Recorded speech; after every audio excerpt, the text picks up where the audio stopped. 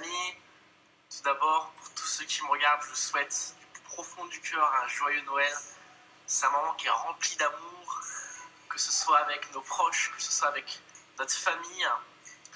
Il y a vraiment un temps qui est spécial qu'il faut marquer avec les gens qu'on apprécie pour se retrouver. Et pour la petite histoire, j'ai pas eu cette chance-là cette année parce que je suis de garde, voilà. C'est un choix que j'ai fait par rapport au fait de pouvoir profiter avant et du coup là de me retrouver à l'écart et pas totalement seul, mais voilà, à l'écart de toute cette ambiance, de toute cette joie qu'offre Noël.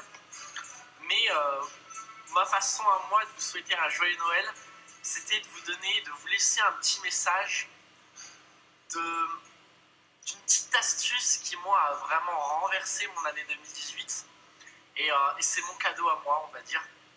Voilà, donc je tenais à vous l'offrir aujourd'hui et par rapport à ça en fait je voulais parler avec vous de reconnaissance. On peut aussi traduire ça comme de la gratitude.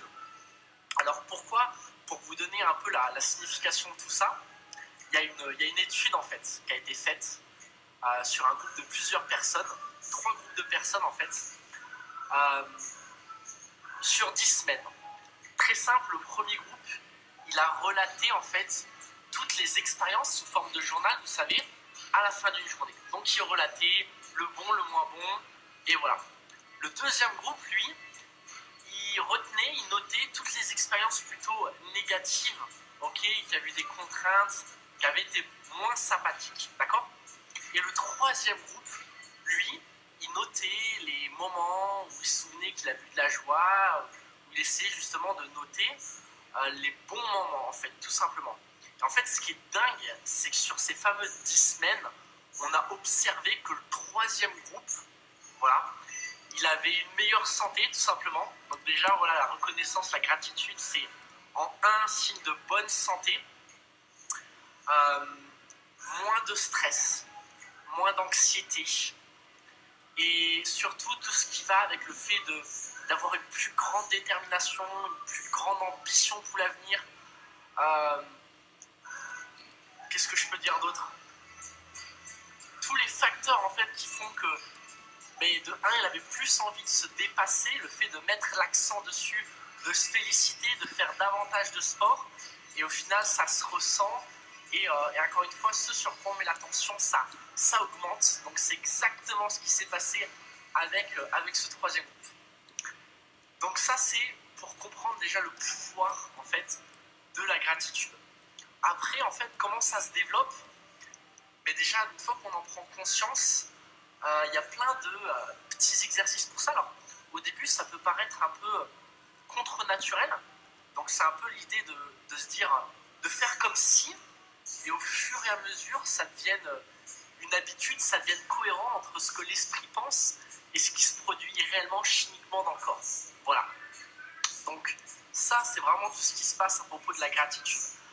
Après voilà, pour l'agrémenter au quotidien, ben, ça peut être un journal, voilà, effectué encore une fois tous les jours. Ça peut être un pot, un bocal, de se dire tous les jours je note une chose à propos de moi, à propos de ma famille, pour lequel ben, j'ai de la chance, pour lequel je suis reconnaissant, tout simplement.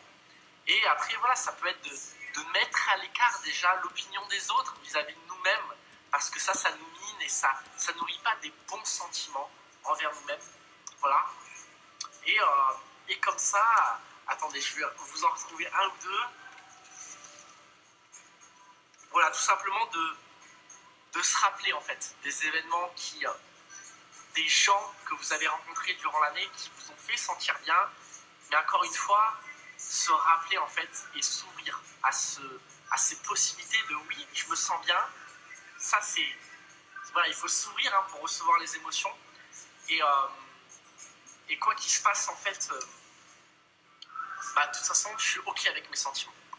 Donc personnellement, je tenais à vous témoigner mes 10 facteurs de reconnaissance pour cette année 2018. Et peut-être qu'à votre tour, ça vous inspirera à véhiculer ce message. Et même à la fin de cette vidéo, je vous donnerai vraiment deux vraiment exercices qui peuvent totalement changer votre année 2019 et l'entamer de la meilleure des façons. Voilà.